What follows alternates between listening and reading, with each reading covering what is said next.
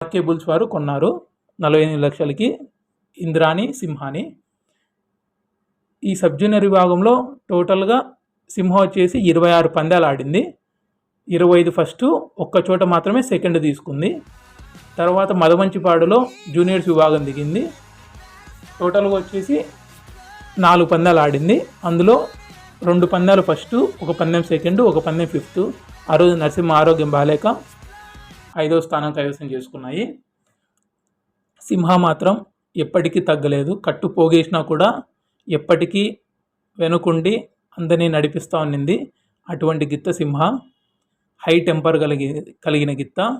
ఈ గిత్త వచ్చేసి టోటల్గా 126 పందాలు ఆడింది ఇప్పటి వరకు. దీని ట్రాక్ రికార్డ్ వచ్చేసి అందులో 111 ఫస్ట్లు, 10 సెకండ్, 5 థర్డ్, 1 ఫిఫ్త్. మొత్తం 126 పందాల్లో 111 ఫస్ట్లు, నియర్లీ 85%